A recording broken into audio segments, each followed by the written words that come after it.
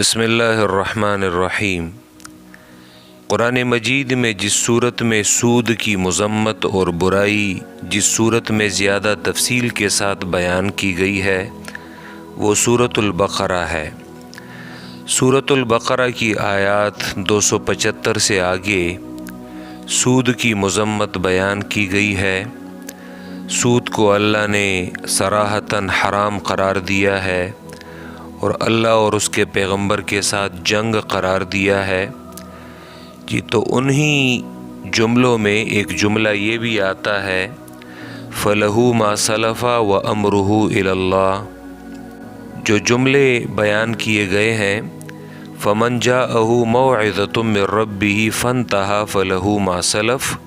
وَأَمْرُهُ إِلَى اللَّهِ، یعنی رب کی طرف سے نصیحت آ جانے کے بعد جو شخص سودی لین دین سے رک گیا تو اس سے اس کے پچھلے لیے ہوئے سود کی واپسی کا مطالبہ نہیں کیا جائے گا۔ فَلَهُ مَا سَلَفَ میں اس کی طرف اشارہ ہے، اور اگر یہ جملہ نہ کہا جاتا، اگر اس قانون کا اطلاق اگر ماضی کے معاملات پر بھی اس کا اطلاق ہوتا تو اس سے ناقابل تلافی مشکلات پیدا ہو جاتی۔ اب اس کے بعد دوسرا جملہ ہے وَأَمْرُهُ إِلَى اللَّهِ، جو اس ویڈیو میں بیان کرنا مقصود ہے۔ تو فَلَهُ مَا سَلَفَ کے ساتھ یہ بھی فرمایا کہ وَأَمْرُهُ إِلَى اللَّهِ، یعنی ایسے شخص سے اسلامی حکومت تو اس کے سابق سودوں پر کوئی گرفت نہیں کرے گی، لیکن اس کے یہ معنی ہرگز نہیں ہے کہ اللہ سے بھی اس کو معافی مل گئی، بلکہ اس کا معاملہ اللہ کے حوالے ہے۔ اللہ کے حوالے کرنے کی وجہ یہ ہے کہ آخرت کی پکڑ سے بچنے کے لیے مجرد یہ بات کافی نہیں ہے کہ آدمی سود نہ لے،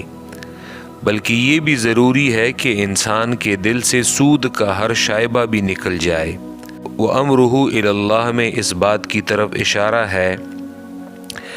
کہ اس طرح کے لوگ آخرت سے بے خوف ہو کر نہ بیٹھے رہیں، بلکہ جس حد تک بھی ہو سکے تو اپنے پچھلے مظالم کی تلافی کی کوشش کریں، کیونکہ کسی سے سود لینا یہ ظلم ہے، اور اس لیے کہ یہ مظالم حقوق العباد سے تعلق رکھتے ہیں، اور حقوق العباد کا معاملہ اللہ کے ہاں بڑی اہمیت رکھتا ہے۔ یہی بات اگر ہم دیگر الفاظ اور دوسرے الفاظ میں بیان کرنا چاہیں تو یہ بھی کہہ سکتے ہیں کہ فَلَهُ مَا سَلَفَ کے بعد قرآن نے یہ نہیں فرمایا کہ جو کھا لیا تو اسے معاف بھی اللہ کر دے گا، بلکہ فَلَهُ مَا سَلَفَ کے بعد ارشاد یہ ہو رہا ہے کہ اس کا معاملہ اللہ کے حوالے ہے۔ فَلَهُ مَا سَلَفَ کے جملے سے لوگوں کو صرف دنیا کے اعتبار سے قانونی رعایت دینا مراد ہے، یعنی جو سود پہلے کھایا جا چکا تو اسے واپس دینے کا قانوناً مطالبہ نہیں کیا جائے گا، کیونکہ اگر اس کا مطالبہ بھی کیا جائے تو مقدمات کا ایک نہ ختم ہونے والا سلسلہ شروع ہو جائے گا جو کہیں جا کر ختم نہ ہو، مگر اخلاقی حیثیت سے سود کا جو مال لیا ہے تو اس کی نجاست اور گندگی بدستور باقی رہے گی۔ جو کسی نے سودی کاروبار سے وہ مال سمیٹا ہو اگر وہ حقیقت میں اللہ سے ڈرنے والا ہوگا اور اس کا معاشی و اخلاقی نقطہ نظر واقعی اللہ کا حکم قبول کرنے سے تبدیل ہو چکا ہوگا تو وہ خود اپنی اس دولت کو جو حرام ذرائع سے آئی تھی، سود سے آئی تھی، تو وہ اپنی ذات پر خرچ کرنے سے پرہیز کرے گا اور کوشش کرے گا کہ جہاں تک ان حقداروں کا پتہ چلایا جا سکتا ہے کہ جن سے اس نے سود کا مال لیا ہے اور جن کا مال اس کے پاس ہے، تو اس حد تک ان کا مال ان کو واپس کر دیا جائے۔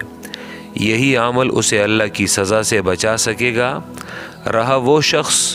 جو پہلے کمائے ہوئے مال سے بدستور لطف اٹھاتا رہے، تو وَأَمْرُهُ إِلَى اللَّهِ میں اس بات کی طرف اشارہ ہے کہ بعید نہیں کہ وہ اپنی اس حرام خوری کی سزا پا کر رہے۔